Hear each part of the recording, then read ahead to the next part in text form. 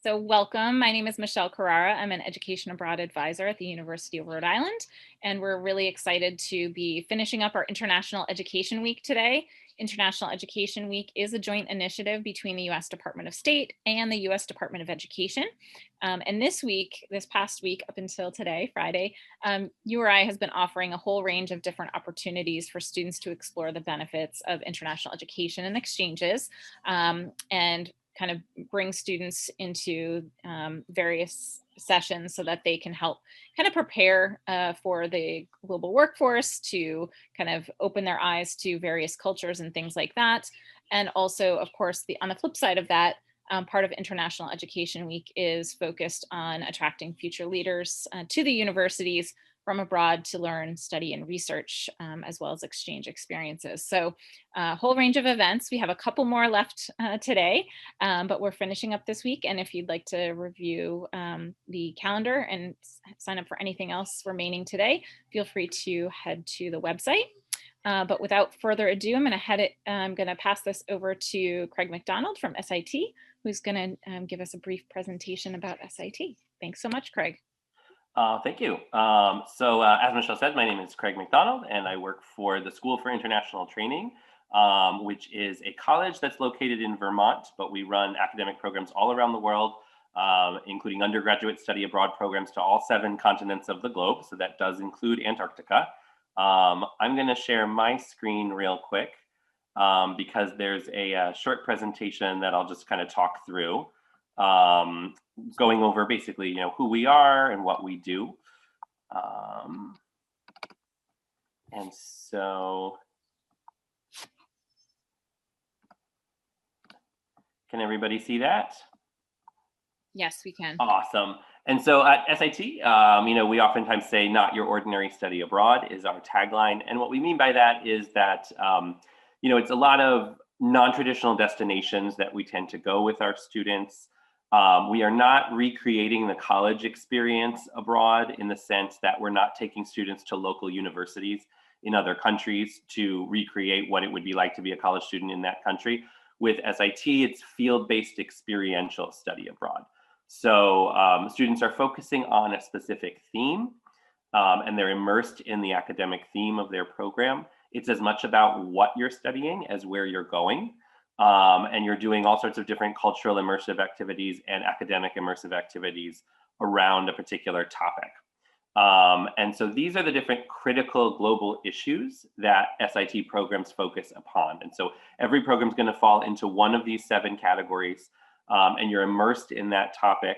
You're doing field-based courses on that topic, seminar courses around the issues of the program. And when I say field-based, it means, yes, there are days where we're in a classroom environment listening to a lecture, taking notes and whatnot, but more often than not, students are out of the classroom going to different sites of academic relevance to what we're learning about. So for example, on climate and environment programs in Iceland, class can mean, hiking on a glacier and collecting, water samples from a glacier that are going to be analyzed at a lab later. On a global health and well-being program in India, class can mean visiting a grassroots community health organization in the Himalayas and meeting with local practitioners and traditional medicine practitioners to learn about their efforts to promote community health in the locations where they live. So it's not necessarily always going to be sitting in a classroom listening to someone talk with a PhD, but it's going to be a lot of different people from all walks of life who contribute to what the content of the program is about, and who share their expertise with the students on the program. As I mentioned, we're all around the world on all 7 continents of the globe. So a lot of different environments where students can study. Programs are generally including some sort of language study relevant to the host country where the students are located. You don't usually have to know a language prior to going on an SIT program. Most of them don't have any type of language prerequisite, but you will oftentimes incorporate some sort of language study as part of your course load during the semester. And that would be relevant to the host community where you're going to be studying. The core elements, the core sort of structure that students can expect is, you arrive, you have orientation, you get accustomed to the environment where you're going to be living. And then there is generally, starting the second week, we'll dive into our coursework, beginning our field-based courses and seminar courses around the topic of the program. Most programs include some sort of homestay experience where you live with a local family in the country where you're studying. A lot of times when I mention that, folks think like, oh, is it like moving back in with mom and dad? Is it like moving in with my parents again? If you're a junior in college and you have an off-campus apartment and you're used to coming and going as you please, it might seem a little awkward to now live once again with a family with rules and curfews and things like that. What I can honestly say, though, is that across the board, 90% of all SIT students will say that the absolute best part of their experience abroad is that homestay experience. Because these are families that have offered themselves as a resource to our students, that have volunteered to host international students in their homes, and it's really just an invaluable window into the culture and society of that country, where you're learning about an issue that you're passionate about, you're learning about one of those critical global issues that you're really enthralled with, and then you're discussing it around the dinner table and learning about how it affects everyday people in the society where you're studying. And then furthermore, just the family connections that people make, the bonds that people make. And a lot of times folks will say that, they're still in touch with their homestay family 5, 10, 20 years later. I hear that all the time from alumni. And so it really is just such an important component of every program, from a personal perspective, from a social perspective, and from an academic perspective. And then, as I mentioned, these are all field-based seminar courses, so a lot of out of the classroom experiences. Not a whole lot of tests or exams, but a lot of reading and writing and presentation assignments. So you're going to talk a lot about what you're learning. You're going to discuss it a lot. And then you're going to be writing about it and presenting on it. So not to, yes, you may have, exams every now and then, but it's a lot less of that and a lot more of, different types of assignments where you're expressing your knowledge and expressing what you've learned. And most programs do include some sort of fieldwork or independent study component where students will do some sort of experiential capstone for their semester. So in certain programs, that might mean an internship that's part of the program. In a lot of programs, it may include an independent study project where students are doing some sort of final research project. And so at the end of the semester, not only have you pursued all these field-based courses and really, taken a deep dive into the academic content of the program, but then you've also got some sort of body of knowledge, some sort of final project that you've completed that demonstrates your comprehensive knowledge that you've gained throughout the semester. This is that one of the models that I just described, where you got your orientation, your courseworks, your excursions that are part of the program, again, traveling around to different places that are relevant to the program theme. And then that capstone at the end. Generally, you have around a month-long period towards the end where you're just devoted to that capstone, that internship, that research project, or whatever the track is that you're on for your particular program. There are also a select group of programs called what we call IHP, the International Honors Program, that was a separate organization for many years and has been part of SIT since 2007, which is why we maintain the name.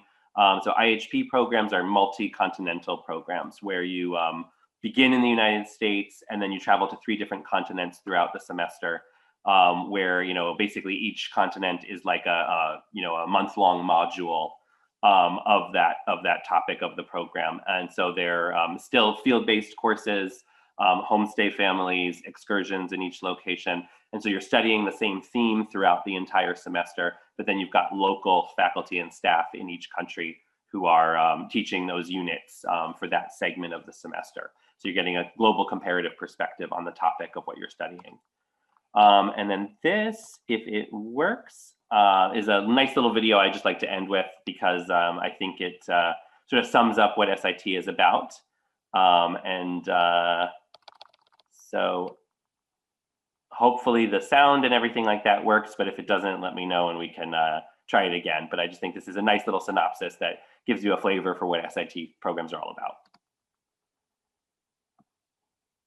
Prepare to challenge yourself. It's an international program in every sense of the word. We are immersed in wonderful opportunities for learning where theory meets real realities. Right now, the world is extremely divided and we need these skills. And this is definitely a place where that is every part of life. I chose to come to SIT because I wanted to understand how to help humanity, both here in the United States and abroad. There's this constant application, deep theory to practical skills. It's important that we understand the things that are going on around us. It's a great opportunity to not only learn more about part of the world that you may have never heard about, but also you find yourself here. One of the things about SIT is it's the students and how they care about social change and humanity. So we're reading something, we're analyzing something, then we're engaging with it hands-on. It's not enough to just have the theory. You have to be able to prove that you can apply that theory. Because it really prepares you what you're going to be going into yourself. You feel that energy, that drives, like, man, I need to be doing something. I need to get stuff done. It's where you have to be. The opportunities SIT gave me, I could not have gotten anywhere else. And I'm so proud to say that I went to SIT. It's innovative, it's interesting, and exciting. This is absolutely worth my time, and I'm so glad that I chose SIT. So I hope that that just sort of gives a general idea of what SIT is all about. I encourage you all to reach out to me if you have any questions.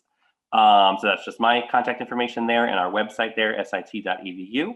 And so please don't hesitate to contact us. And we just really look forward to hearing from you and sharing more information and hopefully, you know, providing you with some meaningful knowledge as you plan for your college careers and for your own international education.